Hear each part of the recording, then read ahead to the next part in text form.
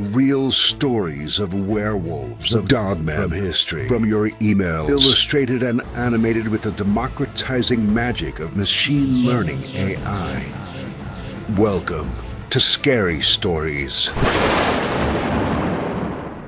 I saw him transform into a Dogman. Dear Scary Stories NYC, I never dated a man as remarkably muscular as this guy before, so when he told me he had a secret, I thought it involved his diet, or something not legal that he had injected to make his arms bigger or whatever. I never suspected that his secret was that he would turn out to be some kind of a werewolf or a Dogman. Now, I normally date nerdy guys. Clark Kent's, but never Superman. That's why when I found myself increasingly drawn toward the most muscular man in my gym, this long-haired, fair-skinned, incredible Hulk with long, shaggy hair, it was an odd experience. Something about this young Tarzan, probably not a day over 23 or 24, fascinated me. And when he asked me out, I didn't really have any option but to say yes. I never suspected he had any sort of dark side whatsoever. I thought he was a pussycat, not a feral canine. And then one day when we were driving to go on a date together, he suddenly started taking calls from his business associates and employees. He had never done that before while we were out together. I had gotten used to his full attention and his complete adoration. Seeing him on the phone with multiple people who depended on his whim for their living demonstrated to me this man's raw power for the first time. It did surprise me, but not that much, since pussycats are predatory animals after all. Boss Tarzan apologized briefly and in a curt fashion, then detailed to me that there was a conflict at an office that he had to go de-escalate. I had the option of being dropped off where we were, or waiting for him in the parking lot in the car when he went inside, or I could tag along with him and possibly meet some of his coworkers and business collaborators, as he termed them. I had been given 3 choices, and it was clear he needed my answer immediately, as he was eyeing me, and not the road. I felt like this was a test, so I answered that I chose the 3rd choice, to tag along. He turned his eyes back to the road and floored the gas pedal, which jerked me backward in my seat as though we were blasting off into space. Boss Tarzan then dictated my rules of behavior around his associates. I was not to speak to anyone until the crisis was resolved, unless they spoke to me first, and then I was to allow him to answer for me, unless he looked at me as if expecting my reply. When we got to the building, some guy who looked like he had been crying came up and started detailing what was happening inside to the boss. Then the guy stopped talking and looked at me, quizzically. Tarzan turned to me and said, "Stick close, we may need to skedaddle here." And then the weepy guy stopped caring about my presence. We did indeed skedaddle, through hallways, and then into an opened-up area with a high ceiling that was separated by cubicle walls around 5 feet high. People were either running out past us or else lining the outermost wall, staring in shock and horror at a scene unlike any which I'd ever seen in any office in my lifetime. I started stuttering to Boss T that those were werewolves, but when I looked at him, I saw Tarzan's head, and he tore off his shirt like we were in an episode of Baywatch. I guess it should be called Bay at the Moon Watch, because Boss Tarzan sure looked like a 3rd werewolf in that room. His face now looked just as much like a wolf as it did like a human, and I gasped, unable to finish articulating my thought. Tarzan held a clawed, hairy finger to the end of his long canine snout, and I understood he was telling me to shh. I nodded in understanding to this sweet, kind, thoughtful man, who I realized was just as intelligent and civilized, even though he now looked nothing like a man at all. I was never so amazed by any other individual before in my life than I was with that fellow in that instant. And in the next instant, he growled like an animal, and he turned and howled out a screaming cry so primal you could imagine it happening back at the dawn of time, before human beings even existed. It was so chilling that I got shivers, and I felt my knees get rubbery. All commotion in the room ceased immediately, and both of the monstrous things fighting in the center of the room stopped moving at once. It was kind of the office worker equivalent of the way that people say crickets and birds and frogs stop making noise when Dogman or Bigfoot walk nearby in the woods. Tarzan the Dogman then charged bipedally at the two hairy creatures, and I got to see them more clearly for a few seconds under the harsh, fluorescent lighting. One of them was like a human version of a German shepherd, or at least his head looked like that. He was dressed in greenish pastels, an old-fashioned Cosby sweater over light green khakis with dark gray loafers. His outfit was torn in multiple places, which is quite sad, because other than those tears, it all looked like a new outfit.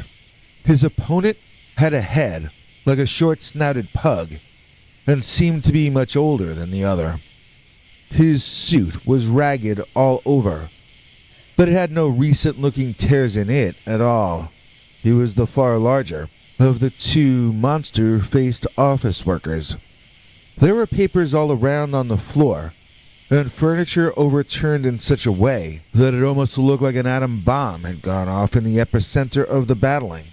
With each step my date took toward them, the two furry monster dogmen shrank in both size and attitude.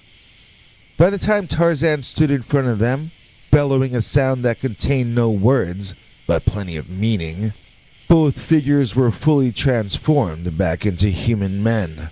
Pathetic, begging, and pleading human men. Both of them now wore very baggy clothing. I hadn't noticed it was tight when they were wolves, but I did notice the bagginess when they were human again. They begged and pleaded with my powerful boyfriend, and he in turn just glared at them and breathed heavily. He seemed to be almost another kind of animal altogether. His back was now about as wide as Montana, and his entire torso was covered in enough fur to make me 2 floor-length coats. It looked soft, too, but this was not a time to try to find out, obviously. So the two men pleaded for a while. Then they started picking up the furniture and paperwork and swearing it wouldn't happen again. Eventually, Tarzan grew tired of them and turned, walking past me and out of that room. I ran after him, trying to keep up. He had warned me that it might get like that. He ducked into a doorway, and as I was about to go inside after him, he emerged wearing a new shirt and asked me if I was ready to go get some lunch with him. He was fully human again, just like that, and he talked a mile a minute about the menu of the place he was taking me to. I got the vibe that he didn't want to discuss business, and at that point, I didn't really understand how or why, but werewolves seemed to be part of his business. Now that we've become closer, he's revealed to me that he's actually some kind of a dogman or werewolf. He's only human part of the time, and he told me that he considers his wolf self to be his true self. The way he put it was, Larry Talbot changes into the Wolfman, with Larry being the real personality. Superman changes into Clark Kent, with Superman being the real personality. Boss Tarzan feels more like Superman. When he's human, he's doing it to get along with other humans. But in reality, he's actually Superman. He's Boss Werewolf, and the human identity is just his disguise. Now I'm torn and I'm scared. He tells me there's no reason to fear his wolf side, but that is just what a wolf in sheep's clothing would say.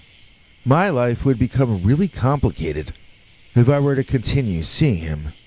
In fact, it is already complicated, isn't it?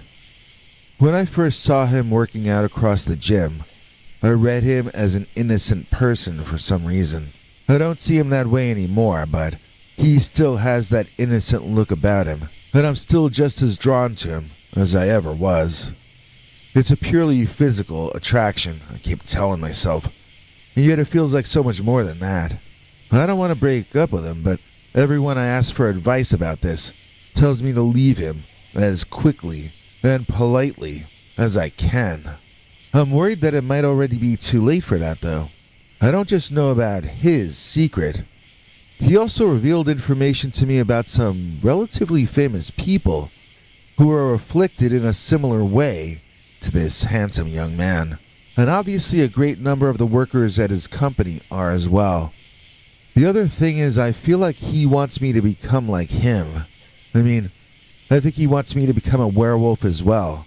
And I wonder if, when I agreed to go to his office with him that day, I already sealed my fate.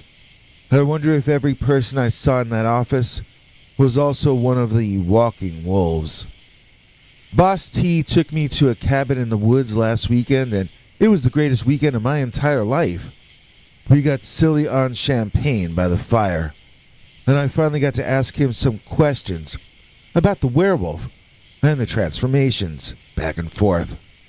Well, before I knew it, I was looking at the wolf, and then I was looking at Tarzan again.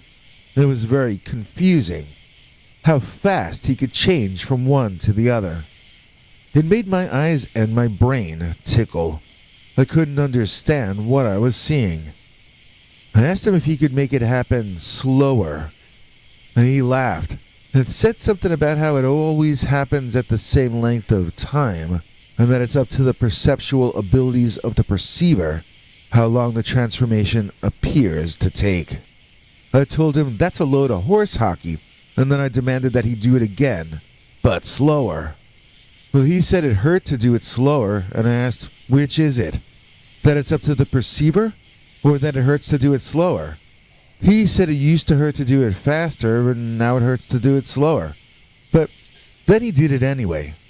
Not much slower, but slow enough that I could see it happen. Sort of. He shut his eyes and looked cranky. When he opened them again, his eyes were glowing, like an off-white light bulb, and I gasped. His face was covered in hair before I noticed the hair had started growing, but I did see the nose tilt upward and extend outward, becoming a large dog snout. It didn't seem painful, but he wasn't really going that slowly. It seemed to me that his transformation seemed to be mainly taking place around his skull, whereas those guys from his office became smaller when they reverted to human form. I wanted to ask him about that, but before he transformed back, I wanted to feel what his fur was like, if it was soft, like it looked. I walked forward quickly and reached out to touch it. He seemed surprised and jerked back away from me. I felt that it had hard and rough edges, which wasn't what I'd been expecting, and in the next moment, the dog's teeth were in my eyes, and his growl was in my ears. I had to focus on reversing my course and moonwalking away, while Boss Tarzan had to pull himself back to being human. I don't want to seem harsh, he told me, beginning to speak even as his mouth was still reverting to human form, but you should never make any quick moves around a wild animal. Then he proceeded to give me a lecture about how he is a werewolf, not a teddy bear, and that it's important to keep a healthy fear of werewolves, even the ones you get close to. That was quite a different speech than the one I got when I first found out about the werewolfism, when he told me that he would never hurt me. Suddenly it was changed to, I'll never hurt you unless you try to touch my fur, which is like moving the basketball hoops or whatever it is that my father always says. It's changing the rules mid-game, and I'm not sure how I could possibly take that as a positive, because it just can't be. Anyway, the one part of his transformation I can never quite see well enough to understand is the way that the ears go from human ears on the sides of his head up to pointed wolf ears on the top of his head. Each time I've seen it happen with Tarzan or any of the others he's brought around to meet me, I never see how that happens. I can only see at the end that the ears once again are either in one place or the other. Last week, one of his female friends asked to meet up with me for lunch, and I said okay. I knew something was up, but I really couldn't guess what. Well, turns out she was there to try to talk me into getting more serious with Tarzan. This surprised me, and when I was a little standoffish about it, she began to pressure me to tell her why I was afraid of taking the relationship to a more serious level. She pointed out that the guy could certainly provide for me, and he's definitely one of the hottest guys I'm ever going to get close to. I said yes, that's true, but I'll get my hand bitten off if I get close enough to touch him. There was a silence, and then this woman told me that she understood. I was afraid of the wolf, not the man. I said he told me to be, so please don't try to talk me out of it. I don't have a death wish. You want me to make a long-term commitment to a guy who is sometimes a monster capable of fighting Frankenstein to a standstill in the old black and white movies. You want me to act like that would be a normal thing to do, right? She didn't say anything. The lady paid our check and she asked me to follow her around to the back of the restaurant. We walked through the kitchen where everybody seemed to know her by name. We walked out the back and stood by a smelly garbage dumpster. When I was about to ask her what was going on, she was suddenly much taller than me, and she was covered in fur. She had teeth as long as switchblades and probably as sharp. Her breath was in my face as she literally barked and growled at me. It was terrifying, and I caught the sleeve of my jacket on a jagged metal edge of that smelly dumpster. At once, that wolf woman was human again, apologizing profusely. I was only trying to scare you into peeing your pants. I wasn't trying to tear that sleeve. I'm so sorry. Werewolves have a weird way of thinking. Wait, let's shorten that sentence. Werewolves are weird. Period. So this lady told me that the only reason I'm afraid of Boss Tarzan in his wolf form is because I don't have my own wolf form. She asked me if I thought she could take Tarzan down in her wolf form, and to be honest, I wasn't sure that she couldn't. Her snout and fangs were probably both bigger and longer than his, but don't tell him I said that. I mean, she certainly wouldn't be an easy meal for him. She's right.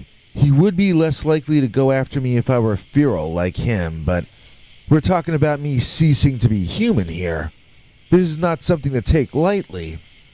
I also don't actually know what is involved, but if it means surgery or blood in any way, then I am out. I'm very squeamish about anything biological. I just try to avoid thinking about it if I can manage. I call it being spiritual, but really, it's just that I have a distaste for the biological. I don't know for certain that this woman is speaking on behalf of my Tarzan boyfriend when she tells me this stuff. For all I know, she's getting me upset about the idea of becoming a werewolf, or becoming married, just so that I'll leave him. Maybe he never said anything at all about me to her. Maybe she just wants him for herself. You know, I'm going to have to talk directly to Boss T about all this to get any straight answers at all, but I better not have that conversation until I've decided how I feel about it. And so I guess I'm writing to you to ask if anyone in your audience has been in this situation, or had a close friend or relative facing this kind of a decision. What did you or they do? And how did that decision turn out? Did they make the right one? Or do they have regrets? I feel like my time is running out, and I'm going to have to take one path or the other very soon. It's a kind of a decision I know I will never be able to turn back from. It's a decision that I will have to live with for the rest of my life. For those of you out there who have never been in a situation like this, how would you go about making the decision that I have to make? I'd appreciate any opinions that people might want to share about the fact that I saw him transform into a Dogman.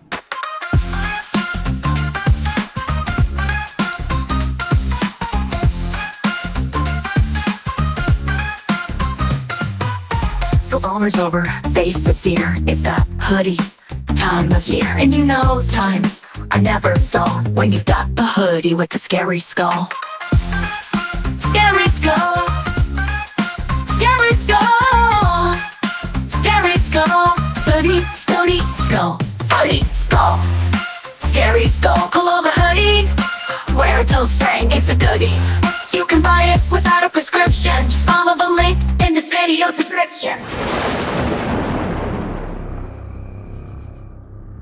I saw a werewolf transformation in Central Park. Dear Scary Stories NYC. Here in New York, since the recent collapse of normalcy, our city parks have been quiet and empty. That makes them attractive to an old curmudgeon like me, so I go to Central Park every day that the sun is out. I used to bring my laptop with me, but that would be foolish to do with the crime rate the way it is now. Besides the increased risk of violence we're enduring, I discovered for myself another new threat when I saw a werewolf transform in Central Park. Back during the heyday of the quarantine in 2020, most of my neighbors were huddling inside in the dark, afraid to go out in the sun. I'm really old though, and I know that it's healthy and fun to get out of your dark apartment.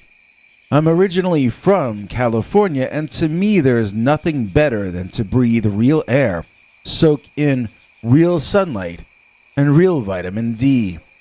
Most of the people who agree with me left the city early for states south of here, leaving only those who believe what TV tells them, and poor folk like myself, who are just too broke to move. This left Central Park open for me as almost my private garden of delights. I could leave my cell phone home and then take a long walk as though it were still the 20th century, which was my heyday. During that summer last year, I could wander around for 20 minutes before even seeing another human being on some days. Of course, on the day I'm about to describe for you, I saw a human become something else. Enough of my character profile. Let me explain exactly what I mean when I say I saw a werewolf transformation. It was not exactly like I've seen in the movies, although it was more similar to American Werewolf in London than it was to Lon Chaney and the Wolfman. It was different from anything I'd ever seen before, or am likely to ever see again. I don't know if this guy transformed in a unique way, or if this is what all werewolf transformations look like, because before I saw this, I did not think werewolves could possibly be real. Even now, I'm not certain I should believe what my eyes showed me on that afternoon.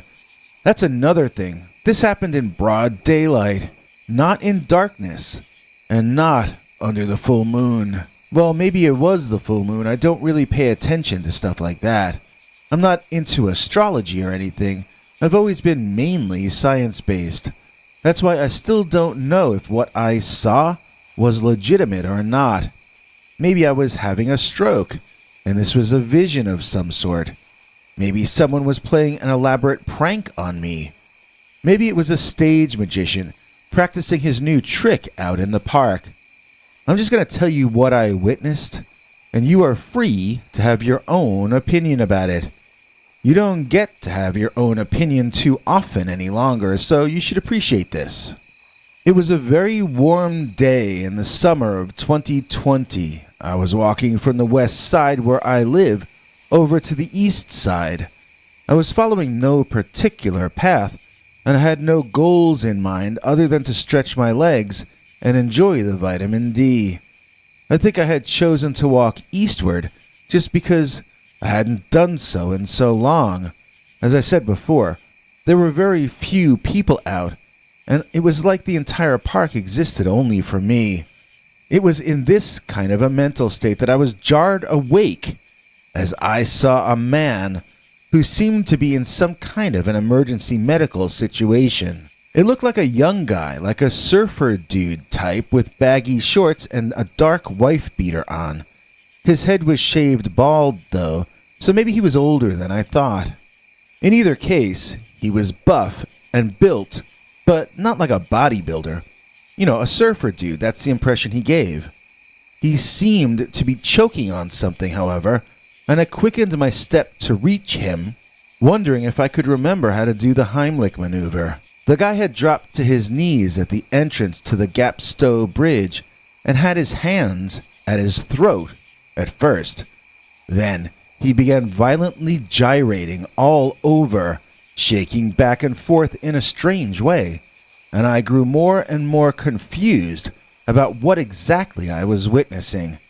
I hesitated, wondering if I should run to help him myself, or if I should run to get help. I wasn't sure where I could get that help for him, though, because, as I mentioned, I like to leave my phone at home. So I hesitated even more. That was when things got really and truly strange. The hair on my arm began to stand on end as though I were moving into some kind of Tesla energy field or something, and I had the strangest rush of emotions that I've ever experienced. That's kind of why I wonder if this could have been a hallucination or an episode occurring inside my own brain. Normally, seeing people get sick doesn't make my hair stand on end that way. Not knowing what to do, I just stood there, my jaw dropped way open, staring and hoping something that I saw would fill in the blanks in my mind and let me know how I could help this guy before it was too late. I guess I was kind of worried that he might be about to expire. Well, he did not expire, but something just as upsetting happened. Still on his knees, the guy reared back and began screaming in pain. I want to say howling in pain, but at first it was a scream. It was only as the shouting persisted that it began to sound more and more like the howl of a lonely wolf in the middle of the wilderness. I began to shake almost as violently as this guy was. The painful sound of his shouting caused me to feel as hurt inside as he must have been.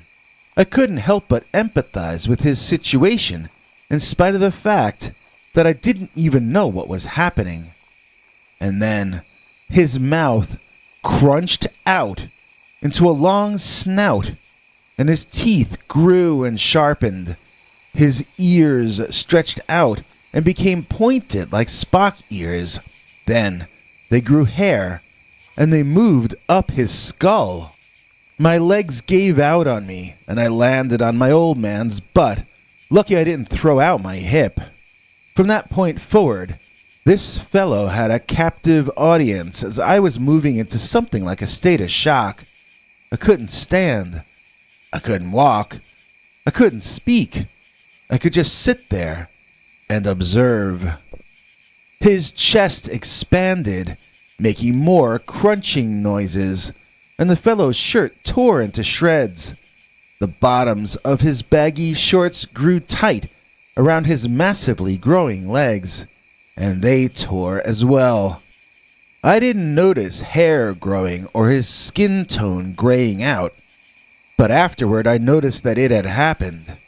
He was now a much taller man, an incredibly hairy man, and he tilted his now elongated snout to the sky to howl even louder. After some time of this extreme noise echoing all through the park, the guy seemed to finish his attack and finish his morphing, falling backward and lying on the entrance to the bridge, panting in an extreme fashion. It looked like his lungs had doubled in capacity, although I can't explain to you how that could actually happen in our consensual reality. Even as I was watching this, I knew it seemed impossible.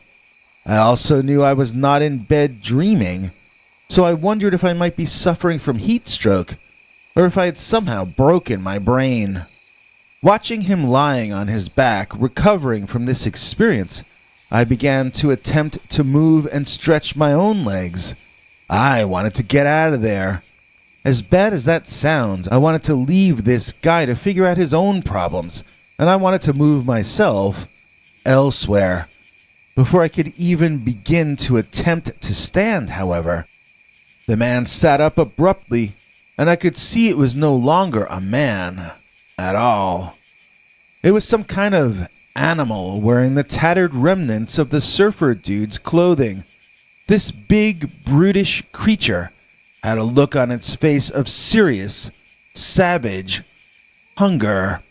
I tried to scream, but just as though I were having sleep paralysis, I could not make a single sound come out of my throat.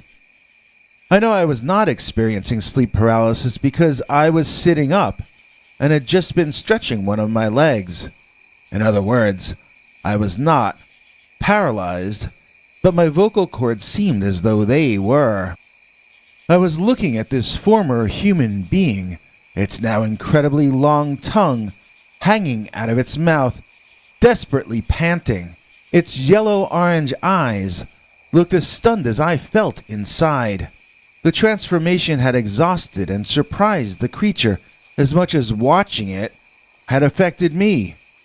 A fly buzzed around one of the tall ears on the top of its head, and that ear twitched to swat the fly and send it on its way. Although attempting to recoup its strength, the teeth in that long crocodile snout still felt threatening to me. This was an animal that could tear me apart in more ways than one. He still possessed hands in his new state, although now they were larger, and they were clawed like something out of a horror movie. Its arms seemed so long, I wondered if they were now as long as his legs. It even seemed to have grown a tail, albeit a short and shaggy one. How could such a massive transformation of a living body take place in such a short time? It was like I saw a million years of evolution, or de-evolution, in a matter of a minute or two. This creature looked like something that would have had vastly different DNA than the surfer dude he had physically been only a few minutes prior. A terrible kind of fear I've never felt before overtook me as I understood that the Beast Man, the dog-headed werewolf monster man, was going to be on his feet long before I would be able to manage the same thing. He could come over and do what he liked to me, and I would not be likely to do anything about it. Rather than try harder to stand and run, I found myself frozen in place and shaking all over uncontrollably. I felt icy cold on that hot afternoon, and I wondered if this was going to be how I checked out. I wished I had my cell phone on me, not to take a picture of what I was seeing, but so that I could text my daughter and tell her goodbye. The werewolf stood up on all fours, ripped tatters of clothing wafting to the ground as it did so. It shook itself in that way that wet dogs dry themselves off. It was still heaving air in and out of its lungs, still catching its breath from its transformation. It was not looking at me, as it still seemed to be focused on its own recovery more than anything else. I wanted to pray, but I was too scared to be able to think much at all. I continued to sit there, shaking like a complete loser, watching my end approaching and being able to do nothing about it. I shouldn't have been very surprised, but believe me, I was truly shocked when the dog then squatted and lifted itself in an unsure and shaky fashion up onto its hind legs. I found myself looking up and up and up to see its head now. This was not a dog. This was a man-wolf. It had to have been 7 feet tall when fully upright. It was a giant. It was not only as tall as a professional basketball player, it was as ripped as a circus muscle man. I could feel my heart beating the way a tiny bird's heart beats when you hold it in your hand. And just like a little bird, I feared that I might pass away from the absolute fear I was being forced to deal with. And then, with lightning-fast speed, the big gray werewolf turned and ran across the bridge away from me in the direction of the Central Park Zoo. I watched him run and I was overcome with emotion. I had survived, and there was an intense sense of relief that came with that. But I was also extremely emotional about what had just happened. The world expanded 1,000,000-fold for me on that afternoon.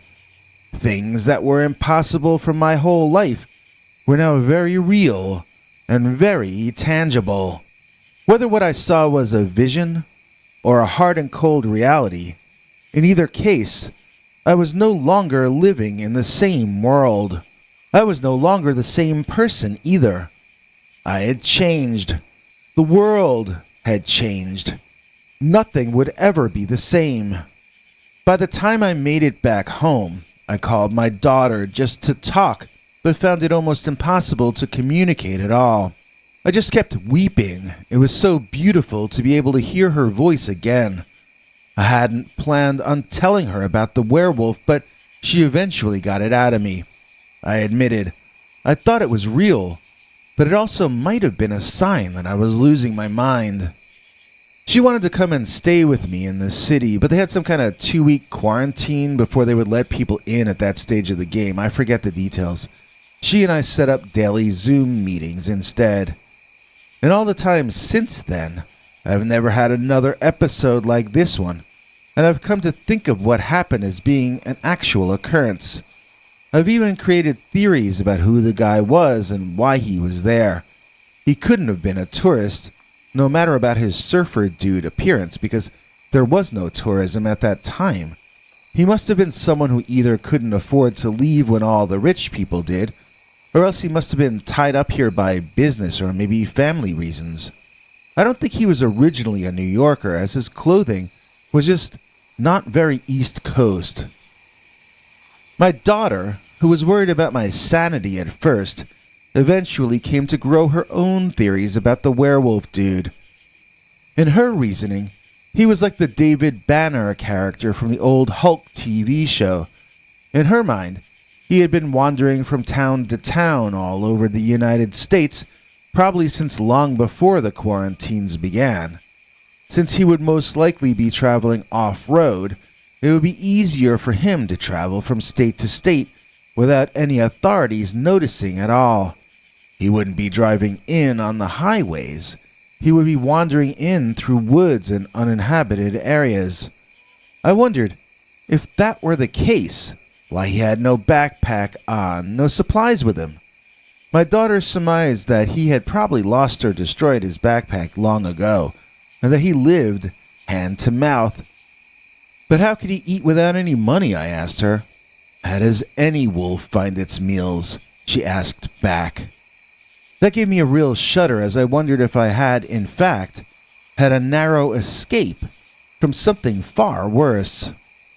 Well, if that werewolf was a man-eater, I probably would have heard about it on the news, I said, trying to dispel the notion that I could have lost my life that day. You watched the news? My daughter asked in disbelief. In truth, I hadn't watched the news since probably 2017 or something. Fool me once, shame on you, but fool me over and over again, shame on me. That werewolf man could have eaten all the house pets and birds on the east side, and it probably wouldn't have even gotten reported. If it had, I wouldn't have been watching or listening to learn about it. Even if the werewolf preyed on human beings, the news most likely would never have reached me at all. I got sick for weeks after the sighting, I think mainly from the stress of the experience, and because it shook my worldview down to its foundations. I had to rebuild my mind and my entire reality. I didn't go to the park very much for the rest of that summer, except for little short strolls. I returned this year on the warmer winter days moving into the spring, but again, my trips have been shorter than they used to be, and I've been sticking closer to my own neighborhood. We haven't really gotten warm here in New York City yet this year, not for more than a day or two here or there. so I haven't had a chance to walk all the way east again like I did on that especially memorable afternoon. I admit that I still, almost a year later, experience fear whenever I think about walking to the east side, revisiting the Gap Stowe Bridge by the Central Park Zoo. Laugh at me if you want to. I don't care. 'Cause you're not the one who can say, I saw a werewolf transform in Central Park. Werewolf transformation in my back seat. Dear Scary Stories NYC, I still remember that night vividly, even after all these years. It was a warm summer evening back in my college days, and my buddies and I were heading to a party out in the country.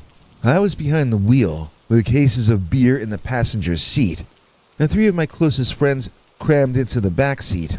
In fact, they were the reason I was keeping the beer up front. We were blasting music and joking around, trying to shake off the stress of exams and the looming specter of adulthood. I was feeling invincible, driving my used sports car on the winding country roads, the wind blowing through our hair. Now there's a sensation I haven't felt since I went bald about 15 or 20 years ago, but this happened long before that. Then something strange started going on. One of my friends, Tony, started acting very odd. He was sweating profusely and his breathing was ragged. I thought he might be having a panic attack or something, but then I noticed something even stranger. His skin was starting to ripple and bulge, like something was moving underneath. And then I saw the hair sprouting from his shoulders, his face contorting in a sinister grimace. It was like nothing I had ever seen before. At first I wondered if I were hallucinating, or if I had hit my head on something, but everyone was seeing the same thing, so it had to be real. Then Tony let out a guttural howl, and I almost messed my pants right there. My other friends were screaming in terror in the back seat, trying to get away from Tony. They were convinced he was turning into a werewolf, and I couldn't blame them for it. I was starting to feel a creeping terror myself, wondering how the hell I was going to get us out of this situation. You know, Tony's real name wasn't Tony. That was just his nickname among us and a few other people. We called him that because his eyebrows met in the middle, and he had a deep voice like Tony the Cartoon Tiger on those commercials. Great! So because of that, we also called him the Tiger and Big Cat because he was so tall. I don't know what we were thinking though, because Tony turned out to be far more canine than feline. I could feel the hair on the back of my neck standing up, the adrenaline pumping through my veins as I tried to come up with a plan. We were still a good 20 minutes from any kind of civilization, and it was getting darker by the second. Tony was flailing about and accidentally hit me in the back of the head, knocking me forward into the steering wheel and turning my lights out for maybe just a few seconds. When I came to, the car was spinning out of control, the tires screeching as we careened off the road and into a ditch. The impact was brutal and sent us all flying forward, slamming hard into the dashboard or the seat in front of us. I remember opening my eyes to a dizzying blur of shattered glass and twisted metal. We were all groaning, trying to get our bearings, and then I saw Tony climb up out of my sunroof, out of the car. At least I assume it was Tony. He was now fully transformed, towering much taller than his former height, with razor-sharp claws and teeth bared. I felt a cold sweat break out on my skin, and I realized we were now trapped in the woods with a werewolf. Panicking, we all managed to scramble out of the car and into the woods. Now, I don't know why we didn't choose to walk on the road, but we had just been conked on our noggins, so I don't suppose it's odd that we'd wander from the crash into a forest that we'd never been in before. I mean, even in a best-case scenario, the 3 of us were never thought of as geniuses by anyone. All I remember is that we were groggy, frightened, and confused. Not long after our stupid decision to do what we were doing, we could hear that Tony was hot on our heels, snarling and snapping at us as we darted crazily and haphazardly through the underbrush. I still remember the feeling of sticks and rocks jabbing into my one bare foot, as I lost one of my shoes in the accident somehow. That was also the first time I remember running so hard that my chest and my side ached. After what felt like hours, we reached a small rural road that wound through the forest, which actually had some old but still functioning street lamps on it. We didn't have a clue where we were, but those lights felt like home. So this time we chose to run alongside the relatively well-lit road, where we hoped Tony would be too shy to put in an appearance. The four of us staggered along the roadside, bloodied and bruised, hoping against hope that we would locate a gas station, or a farmhouse, or anything that could save us. But those woods were silent, and that road was empty, and we realized we were truly alone. It was a haunting feeling, being so isolated and vulnerable, with no way to call for help. Obviously, this was years before cell phones. We heard the howl, drifting through the night on the wind. It was a sound that chilled my blood, knowing that my former friend Tony was now out there hunting us, lurking somewhere in the darkness. It felt like we walked for hours before we finally spotted the red neon light of a tiny all-night gas station in the distance. That was the era before gas stations were all supermarkets. This was just gas in a garage for emergency repairs. We ran inside, gasping for air, and the attendant there called the police for us, translating our story to the cops. Then he set out with us to go look for our car, since we had all forgotten the name of the road we crashed it on. So while we were doing that, the cops were laying plans for a major search for Tony, starting at the crack of dawn. The search expanded for 3 days, but there was no trace of him, and Tony was never found. At least not that I ever heard, anyway. His family swooped in quickly, excluding the three of us from the need-to-know list, and so that's about all I can say about that. I never knew what became of my friend, but I knew he was out there somewhere, haunted by the curse that had turned him into a monster. I hope that somewhere, somehow, Tony's still out there someplace, and I hope that he is still thriving. Chased from Lover's Lane. Dear Scary Stories NYC.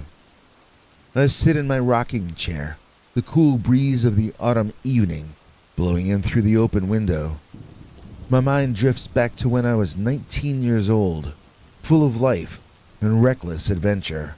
Back then, I used to take my girlfriend Mary out on long drives on the old logging roads just outside of Canby, Oregon. We were always looking for a quiet spot to steal a kiss or two. We found a secluded grove of trees on the edge of a clearing. It was the perfect spot for us to spend some time together, away from prying eyes. The weather was great, so rather than sit neck in the hot car, we parked it and walked hand in hand into the clearing. It was a moonlit evening, as the leaves rustled in the gentle breeze. We lay there for a while on the grass under a tree, talking about our futures, what we wanted to do with our lives, and how we would be together forever. But our romantic moment was cut abruptly short by a loud growling noise that echoed through the trees. At first we thought it was a bear or a cougar, but when we saw a hulking, hairy figure lumbering toward us, we knew we were in trouble.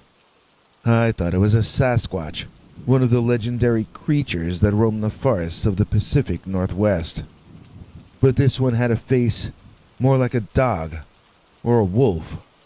My girl was screaming about a werewolf, but I don't know if those exist outside of movies. The creature, whatever it was, let out a blood-curdling shriek, which sent shivers down my spine and made me scramble to get up to my feet.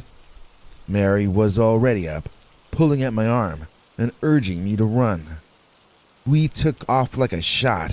We both knew that we would be in serious trouble if that creature caught up with us. We finally made it back to the car, panting and gasping for breath, but the creature didn't give up yet. It continued to chase us down the road for over half a mile until we finally reached the main street. As we sped away in the car, we both knew that we had narrowly escaped the clutches of a very angry Sasquatch-like dog, or Dogman. Now, as an old man sitting in my rocking chair, I think about that night, and I wonder if we really did dodge a bullet. But no matter what anyone else might say, I know what I saw and felt, and the memory of that chase with Mary will always be with me to my dying day. Shirtless man versus Sasquatch in Alaska. Dear Scary Stories NYC, I know that what I'm about to tell you might sound completely ludicrous, but believe me when I say that it really happened. It was around midnight, and I was driving down the Dalton Highway through Alaska, really just a thin strip of blacktop stretching through the wilderness with no other road for many miles. I was on my way to my uncle's cabin when I saw something that would change my life forever. As I was driving down the desolate road, I caught sight of a huge, shirtless man standing in the middle of the street. He had bulging muscles and a stern expression on his face. As I got closer, I could see that he was preparing for something. His fists were clenched and raised, ready to fight something I couldn't see in the tree line. I drove a little closer and saw something that left me speechless. In front of the man stood a creature that I could only describe as a Sasquatch. The animal was at least 2 heads taller than the Native American man, with stringy hair all over his body and piercing red eyes. His arms were twice the size of my car, and his King Kong-like hands were raised in a menacing stance. The two began exchanging punches immediately, each one sending the other staggering backward. Their fight filled the road, and I had no choice but to stop and watch. The force of each blow echoed through the otherwise silent night, shattering the peacefulness of the forest around us. Each opponent only occasionally made a sound as though they had experienced pain, even though some of those blows might have cracked the skull of an ordinary man. Whoever that human was out there, he was clearly not an ordinary member of our species. The fight seemed to go on forever, each opponent taking turns at being on the receiving end of a devastating blow. The Sasquatch was clearly stronger, sometimes knocking the human on his backside, but the Native American man was quicker and more agile, avoiding some blows and landing 2 or 3 to every one from his larger opponent. They seemed evenly matched, and neither one was willing to back down anytime soon. Eventually, after an intense struggle, the Squatch picked up a large boulder and bent down to literally crush his enemy. But that man managed to land a powerful punch to the Sasquatch's stomach, sending the beast and his boulder flying backward off the road. The man ran into the woods to take advantage of the situation, and I gunned it out of there, while the road was unoccupied by characters escaped from some Bigfoot fantasy novel or something. And that's the last I ever saw of them, I'm quite glad to say.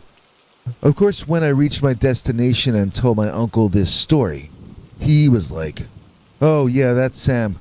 He and that Bigfoot really don't get along." I just looked at my uncle, waiting for him to crack a smile, or somehow tell me he was joking, but instead, he just asked me which of the 2 wine choices he had available I would prefer with dinner. I still don't know if he was serious or not, but that's what my uncle was like. However, that's also kind of how I see Alaska in general. The strange can be normal there, kind of. And of all the strange things I experienced while I was there, I'd have to list this one as the strangest of all. Spectre in Waynesboro. Do Dear Scary Stories NYC.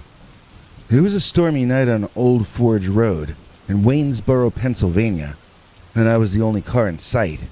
The rain was coming down in sheets, and I could barely see the painted stripes on the black pavement ahead of me. I was driving carefully, trying to make it home safely. I felt a chill pass through my body. I looked to my right, and I saw a woman sitting in my passenger seat. She was drenched, and her white dress was stained with mud, as if she had been out walking that night, and I'd picked her up as a hitchhiker. My heart flipped, and my brain spun in my skull, as I wondered if I had picked her up and somehow forgotten about it. But I couldn't have. I was still on course toward my destination, so how had she gotten into that seat? As beautiful and petite as she was, I was still more afraid of her than any fighter I ever faced when I used to be a boxer. All they could do was punch me in the face. But a girl who could materialize out of thin air? I had no idea what she could do to me. Meanwhile, she wasn't doing anything. She was just staring straight ahead, her eyes fixed on the road in front of us. I was terrified. I couldn't believe what I was seeing. Was I hallucinating? Was I dreaming? I wanted to shake her, to make her go away, but I was too afraid of what might happen to me if I even touched her. She looked like something from one of those Eastern horror films that my son watches, and all of a sudden I regretted not having watched any of those. I wondered if there were a way to dispel her, and then that word stuck in my head, like it was part of a George Carlin routine. Dispel. Dispel. To undo a spell. She had cast a spell over me, making me terrified, and I was under her spell. She was controlling the mood, so I needed to change the mood. I turned the radio on. I thought maybe some music would ease the tension. It came on in the middle of that song, I'm on Top of the World by the Carpenters, and I tapped my foot and tried to sing along. You can't be scared if you're singing a happy tune. But the music was interrupted by static, and I couldn't tune in any other stations for some weird reason. The only thing I could hear was the sound of the rain hitting the windshield, and I began to feel even more frightened than before. The woman was still by my side, looking straight ahead. Her face was expressionless, and it was as if she weren't even present. I tried to speak to her like, "Hey, lady," and, "Anybody home over there?" But she didn't respond. She just sat there, as if she was waiting for, I don't know, something. I continued driving, scared out of my mind. I didn't want to look at her, but I couldn't help it. Something about her was so intriguing, even though I knew it wasn't right. Her hair was a mess. Her skin was so pale.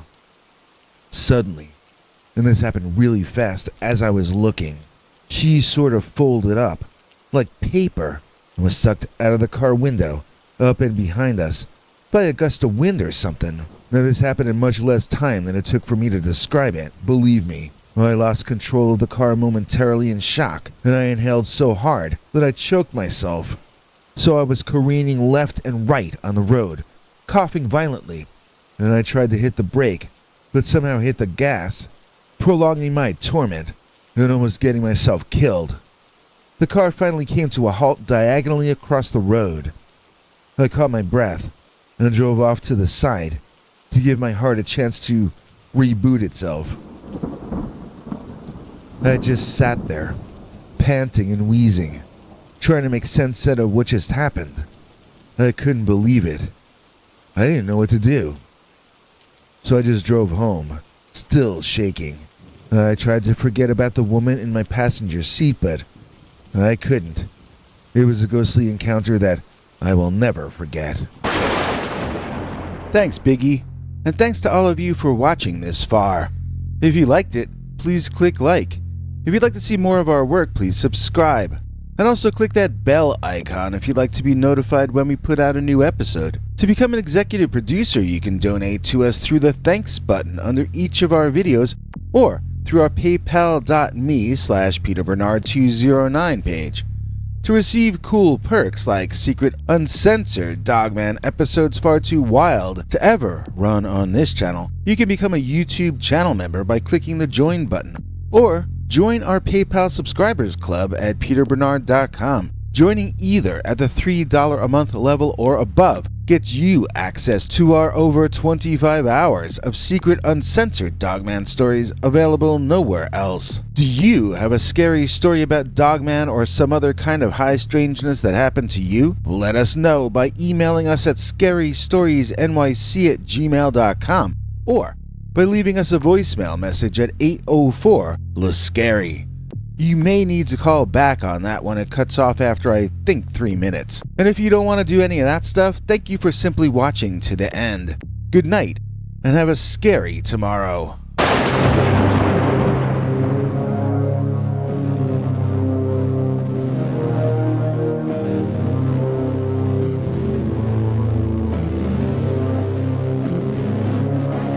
Come back for more scary stories.